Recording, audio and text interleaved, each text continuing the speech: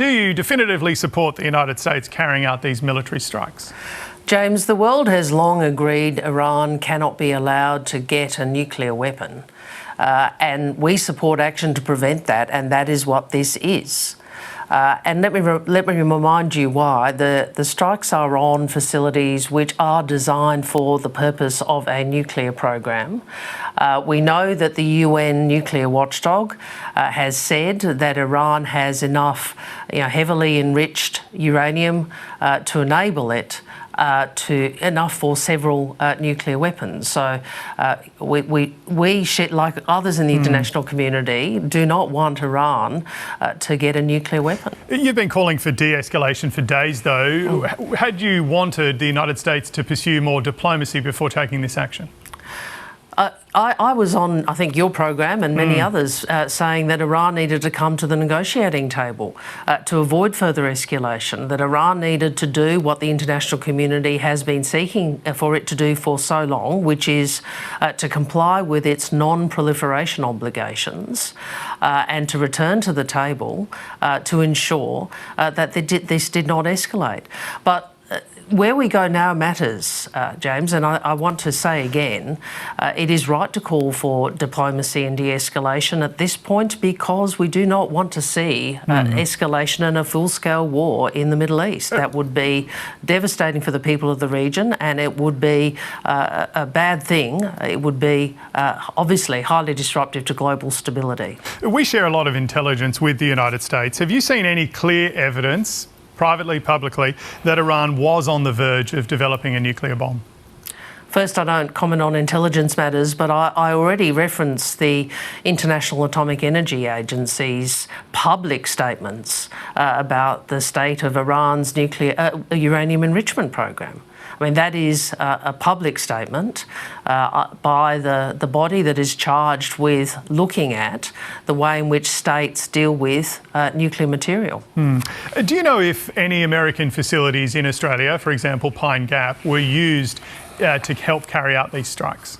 James, again, we don't comment on intelligence matters. We certainly don't comment on the sorts of matters you're asking me about. What I would say, though, is the US has made clear publicly these were unilateral strikes. And are you confident they were in accordance with international law? There are some people saying, well, they're not sure that they're basically arguing that some of these strikes might have been illegal.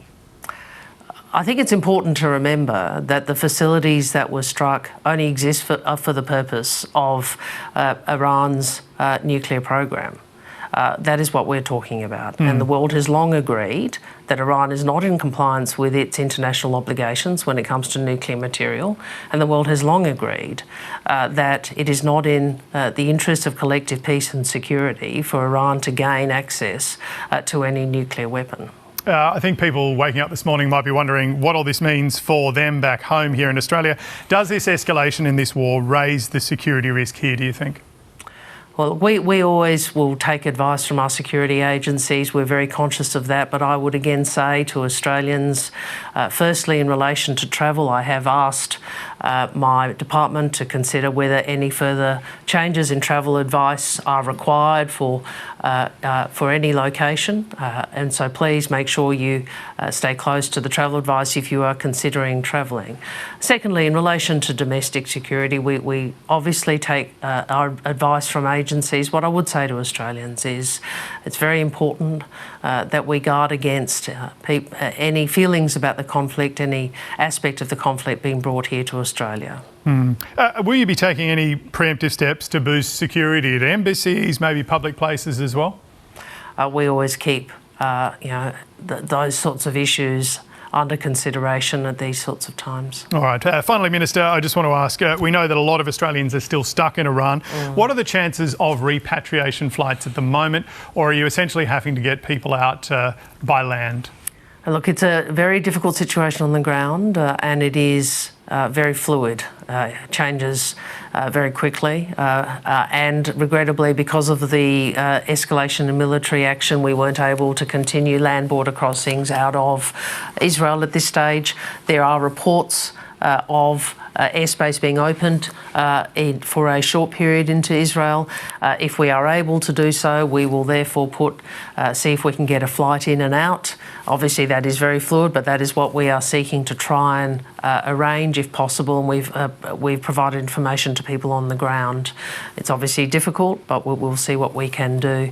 In relation to Iran, the situation is even more serious. Obviously, all airspace is closed. Also, we have deployed Australian personnel to the Azerbaijani border. So if Australians do make it to that border, there are Australian officials there to assist, and we have been urging Australians to leave if it is safe to do so. Obviously, it's a very difficult situation. Do you know how many people are still in Iran who want to leave? About 1,300 in Israel and about 2,900 in Iran have registered with us as being in country and seeking to leave.